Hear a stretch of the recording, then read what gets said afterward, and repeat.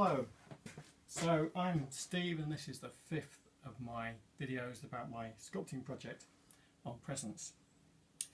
I wanted to make this video because I wanted to draw out a couple of the issues that occur within sculpting when you start off with a tiny little thing like this and you're converting that into something like this, and you're starting off with something that's in clay, which is one kind of material, and you're converting it into wood, which is a very different material. So there's a kind of tension there between how much do I stick to my original schema, my maquette, and how much do I allow the piece of work to evolve. And when you're working in abstract, you've got quite a lot of room for manoeuvre in relation to that. So I'm at the kind of point of no return, in a sense, in terms of one aspect of the original piece, which is, you'll see it's got a hole there going through it, and there isn't a hole on this at the moment.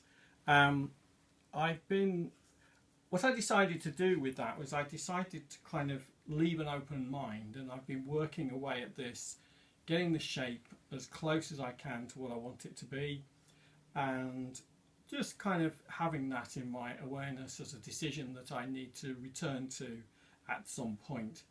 I've now reached that point, and have decided that I will put the hole through, because I think it will change the structure and the weight a little bit, and it'll change the kind of vertical balance. At the moment this feels like there's kind of too much mass in the top relative to the bottom half, and I think putting the hole through, even though it's going to be quite a small hole, will shift that.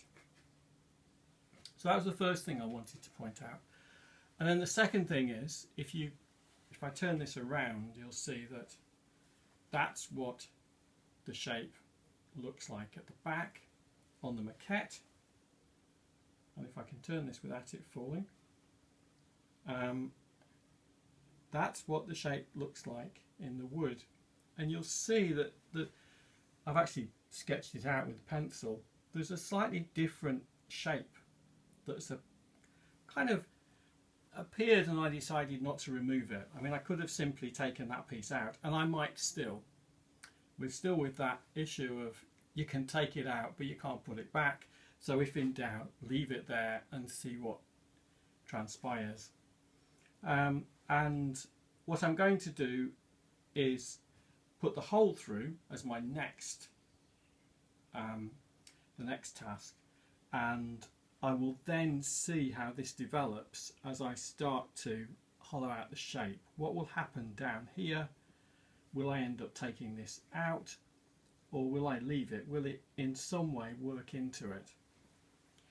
And partially these are decisions that, I mean, I could just go with what the maquette is, but you'll notice the difference. I'm going to turn it around again because I think you'll see it most easily from here, I think. The difference between clay and wood, obviously, is grain.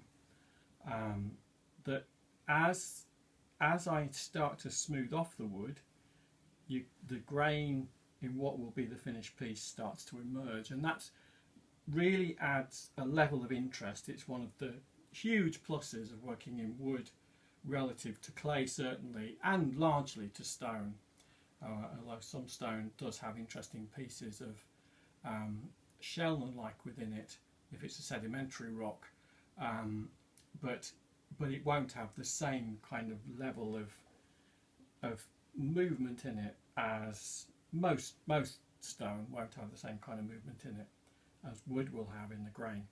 And the grain will become sharper and easier to see as I smooth it down, and I have made the decision that I want to end up with a smooth finish as well. So those are the kind of decision points that I'm at, and as I say, I've decided I'll put the hole through, and then I'll work away at this side and really just kind of see how it evolves and see what I decide to do with it as I proceed. Okay, that's probably the final video until I show you the finished piece. So the next one, all being well, will be at completion stage. Thanks a lot.